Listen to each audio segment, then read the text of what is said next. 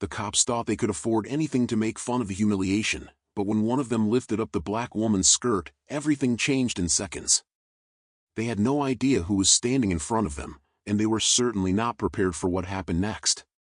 The streets of Savannah, Georgia, had a way of humming at night, not loudly, not in a way that startled or disrupted, but in a subtle, unbroken rhythm, like a whisper between old trees, a soft reminder that life, even in its quietest moments, never truly sleeps. Porch lights flickered dimly through lace curtains, the air carried the scent of magnolia and exhaust, and the faint rustle of Spanish moss in the breeze painted everything with an old-world stillness. Into that southern hush walked Sarah Matthews, tall, brown skin, her long frame relaxed but grounded, her steps measured and calm. She wasn't in a hurry. She never was, not anymore. She had just finished teaching her Thursday night self-defense class at the local community center on Waters Avenue. It wasn't a formal job, more of a calling. The women who came weren't there to become fighters. They came for something deeper, protection, confidence, a way to reclaim something they'd lost in silence. Some were young and full of fear, others, older, with the hardened look of survival behind their eyes. Sarah gave them what she could, a place to feel strong again. After all, she had been strong once, too. Strong enough to earn a name on national TV, to hear her name in sports broadcasts and gymnasiums. But that was a long time ago. Back then, she was that girl on ESPN, the taekwondo champion who carried herself like stone but moved like wind. Sponsors came calling. So did photographers, TV producers, brand managers. Then came the knee, one bad landing in a televised match in Dallas, and everything unraveled like the thread in a cheap sleeve. They loved her until she limped. Then they called her difficult. Then they stopped calling. She had no desire to win them back. Now, her world was smaller and infinitely more peaceful. She lived in a second-floor apartment over a used bookstore on East Broad. Her routine was simple: classes, coffee, and the long, silent walks she came to crave. That night, she wore a cotton black dress that fell just below her knees and white sneakers worn from use. The bag across her shoulder was heavy with pads and training gear. And as always, she walked alone. The neighborhood wasn't the safest, but it was hers. She knew the cracks in the sidewalk, the slant of the trees, the leaning mailbox at the corner of Habersham like a friend who'd had one too many. She'd just passed the corner store with the flickering neon open sign, though it hadn't been open past 9 p.m. in years, when she felt it. That subtle shift in the atmosphere. Not quite fear, but a change in the fabric of the night, as if the air had taken a long inhale. She kept walking, didn't turn, didn't need to. The slow roll of tires behind her, deliberate and smooth, told her what was there. Police cruiser. No lights, no siren, just presence. She let her steps continue as if nothing had changed, but her muscles, trained by years of combat and instinct, had already taken inventory of every shadow, every possible exit. The car came closer. She heard the low murmur of voices inside, then a chuckle, soft, slurred, laced with a kind of confidence born not from kindness but power. Well, well, came a voice from the open window, laced with southern charm twisted into condescension. Asterisk, ain't you a sight to see tonight? Asterisk. Another voice, deeper and less amused, added, asterisk, ain't it past your curfew, sweetheart? Asterisk. Sarah didn't respond. Not because she was afraid, but because she had learned long ago that some responses don't require sound. They require stillness. Behind her, the cruiser didn't move past. It slowed further, almost idling. She turned the corner onto Drayton. As she always did. So did they. Another comment followed, louder now. Asterisk, what's a thick brown girl like you doing walking all alone out here? Looking for trouble? Asterisk. Still, she said nothing. A pause. Then the passenger door opened. One of the officers stepped out, walking with a swagger that belonged more in a high school hallway than a city street. Young, clean-shaven, close-cut hair, maybe mid-20s. He approached her side with a kind of mock politeness. Wait a second, he said, eyes scanning her up and down like she was inventory. Asterisk, aren't you that karate chick from TV? Damn, didn't think you'd be this real up close.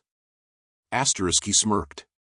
Sarah continued walking, but now she could see his shadow beside hers, matching her pace. Asterisk, you used to kick people in the face for a living, huh? Asterisk, he said. Asterisk, guess now you're just kicking it in the hood like the rest of your people. Asterisk, he laughed at his own joke. The car behind them crept forward, just slow enough to stay in sync. From inside, another officer called out, asterisk, careful, Jake, she might actually dropkick your dumbass. Asterisk, laughter. Sarah adjusted her grip on the strap of her bag, not from tension, just recalibration. Jake, or whatever his name was, stepped a little closer. You know, he said, voice dropping, asterisk, a girl wearing a dress like that, well, some folks might get ideas. Asterisk. Then, without warning, he reached down and flipped the back of her dress upward. Not a grab, not aggressive, just enough. Enough to shame. Enough to claim. The laughter behind her cracked through the still night like glass on her boot. One of them honked the horn twice. Sarah stopped walking. She didn't turn. Not yet. Not immediately. For a single breath, she stood there, frozen not by fear but by focus. She had known many moments in her life, triumph, failure, silence, noise, but this was different. This wasn't a match she had trained for. This was something worse. Then she turned. Her body shifted like a tide, slow, controlled. Her eyes locked onto his. The boy, Jake, froze mid-smirk. Something in her gaze unspooled him. Her voice, when it came, was calm. Measured. Asterisk, you think this is funny? Asterisk, she asked. He faltered, then tried to regain ground. Asterisk, relax, it was a joke. Asterisk. No, she said, stepping closer. Asterisk, you don't get to joke about me. Not tonight. Asterisk. He raised a hand, unsure now. Asterisk, we were just messing around. Asterisk. Her hand moved, a blur. She grabbed his wrist, twisted it behind his back, pulled him forward until he bent at the waist with a grunt. He didn't even have time to resist. The second cop bolted from the car. Sarah moved instinctively, spinning, using the momentum to drive her elbow into his side, a clean hit just under the rib cage, right where body armor ends. He stumbled. The third stayed in the driver's seat, hand hovering near his gun, but he didn't draw. He was still watching. Thinking. Sarah stood there, breath steady, chest rising and falling like the waves off Tybee Beach. She looked at them all, their uniforms, their weapons, their confusion, and said nothing. She didn't need to. She turned and walked away. And no one stopped her. Sarah's footsteps echoed down the quiet block, the rhythm of her sneakers against the sidewalk now slower, almost meditative. She didn't rush. She never did. The adrenaline had faded, but her breath remained steady, her pulse calm. Behind her, the cruiser hadn't moved. She could still feel their presence, not as a threat anymore, but as confusion, as silence, as an unanswered question hanging in the thick Georgia air. She turned the corner at East Broad and disappeared into the shadows cast by a flickering street lamp. Her building was 3 blocks away, and she walked those final minutes as if she hadn't just disarmed 2 uniformed officers and stared down a third without saying more than a few words. In the morning, the sun spilled through her blinds with no hint of what had happened the night before. Her small apartment smelled of strong coffee and sandalwood. She moved through her routine with deliberate ease, stretching, showering, checking on her peace lily by the kitchen window. Her phone buzzed with nothing urgent, a community newsletter, a weather alert, and a reminder that her grocery order was ready for pickup. Nothing about the incident. Nothing about the cruiser. Just silence. But silence had a sound, if you knew how to listen. A few blocks away, inside Savannah Precinct 3, the tension was starting to grow roots. At first, it was subtle. The officer who had stayed behind in the cruiser, Tom Delaney, 27, still relatively new to the force, arrived at the station with dark circles under his eyes and a jaw set too tightly. He didn't join the usual morning chatter. He didn't linger near the coffee machine. He avoided eye contact. Across the room, Officer Jake Whitman, the one who had flicked the back of Sarah's dress, was quieter than usual, tapping his fingers against the desk in a staccato rhythm. He hadn't laughed at any of the usual jokes. He hadn't mentioned what happened, not directly, but the mood had shifted. And in a precinct, mood spreads faster than information. Sergeant Karen Lowe, a 22-year veteran who ran the admin staff, noticed it before anyone said a word. She'd seen this kind of silence before, not from guilt, but from ego dented by something it couldn't fully understand. When men like Jake stopped boasting and started blinking too much, she knew something was wrong. Around mid-morning, she walked past the break room and overheard a whisper, low and sharp. Asterisk, she didn't even say anything. Asterisk. There was the scrape of a chair, followed by footsteps that stopped when they noticed her presence. She kept walking, but she remembered. By noon, the unease was no longer confined to whispers. One of the dispatchers mentioned overhearing a strange call log that had no matching entry in the system. An IT technician flagged a missing body cam segment from Jake's shift, a deletion that didn't follow standard protocol. And then there was the internal feedback system, an anonymous message delivered to the inbox of Internal Affairs Junior Investigator Daniel Reyes with one line. Asterisk, watch Patrol Unit 14B. Something happened last night, asterisk. Daniel almost dismissed it. Most of these anonymous notes were gossip or internal politics. But something in the tone, quiet, certain, without embellishment, felt different. He pulled the patrol logs. The unit had no incident reports filed for a 2-hour window between 10:30 p.m. and 12:30 a.m., no citations, no traffic stops, no suspicious activity logs. Just GPS movement through residential streets.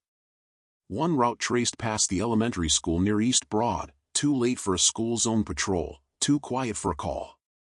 Daniel flagged it and noted the officers assigned to the cruiser, Officer Jake Whitman, Officer Marcus Fields, and Officer Tom Delaney. Then he sat back in his chair and stared at the screen. By that evening, the first ripple had become a current. Sergeant Lowe passed Officer Delaney in the parking lot, pacing between 2 rows of patrol cars, phone pressed to his ear, his voice low and anxious. She caught fragments. Asterisk, she grabbed me, no, not like that. I don't know what she's going to do. Asterisk. She didn't intervene, but she made another mental note. Then, like a match dropped in dry brush, the rumor spread. A training officer from a neighboring shift mentioned hearing something about a civilian takedown. Someone said a woman had flipped 2 cops and walked off. Another mentioned Sarah's name. No one knew how they knew her, but someone remembered seeing her on a billboard for a sports clinic years ago. Her face, brown, fierce, proud, wasn't easily forgotten. By the following morning, the whispers became impossible to ignore. Captain Charles Brantley, head of Precinct 3, known more for his gruff tone and outdated mustache than for nuance, called the 3 officers into his office without ceremony. He didn't bother with pleasantries. He watched them as they sat, Delaney jittery, Whitman defensive, Fields strangely silent. Something happened on patrol night before last, he said. No one answered. Not immediately. Delaney looked at the floor. Fields looked at the wall. It was Whitman who finally muttered, asterisk, it was nothing. Asterisk. Brantley didn't blink. Nothing, he repeated. Then leaned back in his chair. Asterisk, then I'm guessing you won't mind if IA takes a look at your footage. Asterisk. That broke them. Delaney spoke first. I think we made a mistake, he said, voice cracking. The other 2 turned toward him, eyes wide, but he didn't stop. He told the truth, not all of it, not yet, but enough. That they followed a woman. That they joked. That they said things they shouldn't have. That someone touched her dress. That she didn't respond the way they expected. That she walked away. And that afterward, something shifted in the air that hadn't settled since. Brantley didn't say anything. He just picked up the phone and called upstairs. By 4 p.m., Internal Affairs had opened an official review. The cruiser was impounded. Body cam backups were retrieved. Officer Delaney was placed on administrative leave. Officers Fields and Whitman followed the next day. An internal memo with the phrase possible misconduct involving civilian contact made the rounds. No names. No press. But the story had already escaped the building. Sarah didn't know any of this, not officially, but she felt it in the way people looked at her the next time she walked into the coffee shop on Victory Drive. The man behind the counter, who usually joked with her, was quiet. The regular who always offered to carry her tea tray looked nervous when she declined. She wasn't a symbol. She wasn't a victim. She was just a woman who had chosen not to shrink. And the city didn't know what to do with that. Back in the precinct, the atmosphere was brittle. Officers spoke in clipped tones. Conversations halted when certain names were mentioned. Even those who hadn't been involved felt the tension. It wasn't about what had happened anymore, it was about what it revealed. About how quickly the story spread. About how 3 armed men with badges had been rendered powerless by a single woman who didn't raise her voice. Delaney, now sitting alone in a dim internal affairs interview room, told his full version. He admitted the jokes, the laughter, the flick of the dress, the expectation of fear. And then he described what actually happened, the silence, the look in her eyes, the precise, unflinching movement, the way she took control without shouting, without threats. Just presence. She wasn't scared of us, he said finally, his voice barely audible. Asterisk, we were scared of her. Asterisk. The IA investigator across from him stopped writing for a moment. Asterisk, you think she should have been scared? Asterisk. Delaney paused, then shook his head. Asterisk, no. I think we should have been. Asterisk. By the end of the week, the city had started whispering, too. The headline appeared quietly, no screaming fonts, no dramatic photos, just a small article on the bottom half of the local newspaper's metro section. 3 officers on leave pending internal review of civilian incident. There were no names, no details, just a basic summary, a potential violation during a routine patrol. But by the time the story made its way to social media, the dots had already been connected. People remembered. Savannah wasn't New York or LA. Stories had a way of slipping through back doors and into diners and barbershops faster than any reporter could write them. By the second day, someone had posted an old clip of Sarah from her competition days, breaking boards on ESPN, in a crisp white dobok, sweat dripping from her brow, her name chanted by a crowd. Comments flooded in beneath the video. Asterisk, is this her? Asterisk. Asterisk, wait, they tried that with her? Asterisk. Asterisk, she still lives here? Asterisk. Sarah saw none of it firsthand. She stayed offline, as she always did. Her phone buzzed with calls she didn't answer, from old contacts, former teammates, a reporter in Atlanta who left 3 voicemails back-to-back. Instead, she focused on her morning rituals. She walked her route. She returned to the community center. She taught her Thursday class. And she waited. Not for justice. Not for headlines. She waited because she knew that when power is challenged, it rarely retreats quietly. It waits for the right moment to bite back. On Monday, the cruiser appeared again, this time parked across from her building. Different unit. Different faces. But the message was the same. They were watching. Not to intimidate, not yet.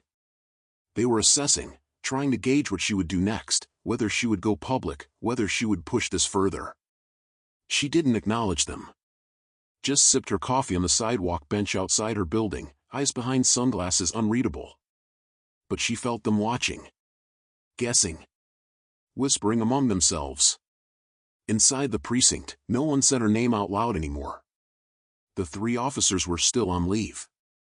Delaney had stopped coming in altogether, reportedly citing stress and seeking mental health days. Whitman had retained legal counsel. Fields refused all further interviews. Every officer in the building knew about the review, but no one wanted to be attached to it. Meetings became shorter. Hallways quieter. Every glance lingered just a beat longer than before. Even the ones who had nothing to do with that night had started choosing their words more carefully. The air was thick, not with fear, but with recognition that the illusion of invincibility had cracked. Captain Brantley, who once ruled the floor with easy sarcasm and the confidence of a man who believed in his own immunity, now kept his office door closed more often than not. The pressure had shifted. The questions coming from above weren't just about the incident, they were about the culture, about precedent, about what else had gone unchecked. He knew what it meant. One misstep now, and it wouldn't just be 3 officers, it could be the entire command chain. So he scheduled sensitivity training, mandated new reporting protocols, issued internal memos about accountability culture. But everyone knew it wasn't about change. It was about optics. Meanwhile, Sarah continued as if nothing had happened. She didn't show up on the news. She didn't press charges. She didn't sue. That silence unnerved them more than any legal filing could. She had spoken, not with her mouth, but with her body. With the way she'd stood firm, walked away, and made them feel like children playing with power they didn't understand. One afternoon, as she left the cafe on Victory, a man approached her cautiously, mid-40s, uniformed but off-duty, his posture hesitant. Matthews? He asked. She turned slowly, met his gaze. I work at the precinct, he said. I wanted to say. Some folks are talking. She waited. He swallowed hard. They're not scared of getting caught, he continued. They're scared because they don't know what you'll do next. She looked at him, really looked, and after a long pause, gave a small nod. That makes 2 of us, she said. He nodded back and walked away. The investigation, now under external review, picked up pace. Surveillance footage from a nearby dry cleaner confirmed parts of Sarah's account. The missing body cam segment had been quietly recovered from a server backup. The report from Internal Affairs described behavioral misconduct, unauthorized contact, and verbal escalation with racial overtones. One line in particular stood out. The civilian did not provoke. The officers escalated. That sentence made its way into another memo, and then into a broader report passed to city officials. A name that had once been synonymous with medals and martial arts was now appearing in boardrooms and budget meetings, quietly, reluctantly, unavoidably. Sarah kept walking her route.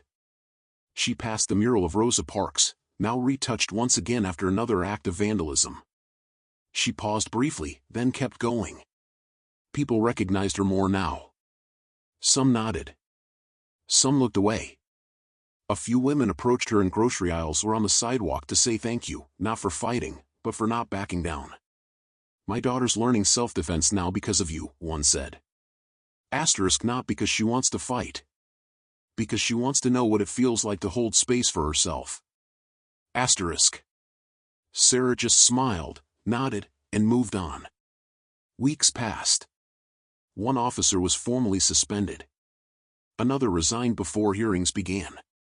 Delaney, in a moment that surprised even his attorney, volunteered for a second interview. I don't want to be the guy that lets this slide, he said. What we did, that wasn't just stupid. It was part of something bigger. And she stopped it. Internal Affairs marked his cooperation as extraordinary, though the court of public opinion had already decided on a deeper verdict. The silence had been broken. And once it breaks, it doesn't heal back the same. Sarah never issued a public statement. She turned down the interview requests, ignored the email offers for her side of the story, because the truth wasn't something she needed to explain. It had already been witnessed, in the way she stood, in the way she refused to flinch, in the way an entire department floundered under the weight of a moment it couldn't define or dismiss. One morning, as fall settled over the city and the streets turned brittle with wind, she walked the same route she had walked that night, past the closed elementary school, past the crooked fence, past the place where her dress had been flicked up by a stranger who wore a badge. The sidewalk had been patched since then. The street light replaced. A camera now hung on the corner utility pole, City Initiative, they said. But the space still held something. Not fear. Not shame. Just memory. She paused for a second, looked around. No one there. No one watching. She adjusted the strap on her bag and continued walking, her footsteps steady, her shadow stretching long in the early light. They had tried to reduce her to a moment. But she had become a mirror. And everyone, officers, officials, bystanders, had been forced to look. And for once, they couldn't look away.